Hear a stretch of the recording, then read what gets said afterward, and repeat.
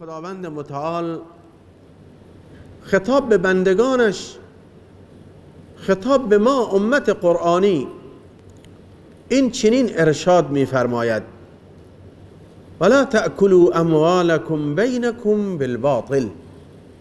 مالهای خودتون را در میان خودتون به باطل بالا نکشید، به ناحق مال همدیگر نخورید. حرمت مسلمان خیلی زیاده، خونش حرمت داره، کسی حق نداره خون مسلمان بریزه. در حدیثه که نابود شدن همه دنیا، لزوال الدنیا، نابود شدن همه دنیا آسان‌تره نزد خداوند متعال از این که خون یک مسلمان به ناحق ریخته شود. تاسفانه ما الان شاهدیم در همین جای خودمون، در جزیره خودمون، در گوشه و نقاط جهان اسلام، بدون تحقیق، بدون بررسی، بدون دقت خون انسان‌های بیگناه ریخته میشه. خون انسان محترمه، مالش هم محترمه.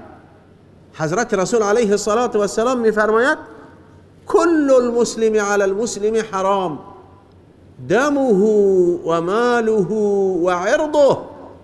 همه اون چه تعلق به مسلمان داره بر مسلمان های دیگر حرامه، نباید به اون تعدی و تجاوز داشته باشند. خونش حرمت داره، مالش حرمت داره، آبرو و حیثیتش هم حرمت داره. مبادا کسی این حرمت ها را نادیده بگیره، به مال مسلمان تعدی و دستاندازی داشته باشه.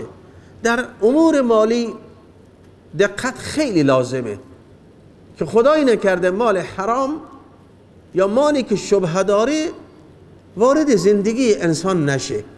اگر دوست داریم عباداتمون به درجه قبول برسه، دعامون اجابت بشه، خیر و برکت در عبادت نصیبمون بشه، سعی کنیم از مال حرام با تمام وجودمون فاصله داشته باشیم. مبادا در کسبمون، درآمدمون شبهه وجود داشته باشه، نامشروع باشه که هم زندگی انسان برباد میره و هم آخرت و عقبای انسان برباد میره. خداوند میفرماید: ولا تأکلوا اموالکم بینکم بالباطل. اموال خودتون را در میان خودتون به باطل نخورید، به ناحق نخورید. تصرف مال باید طبق قاعده و قانون باشه، یا از راه خرید و فروش باشه، الا ان تکون تجارتا عن تراض منکم.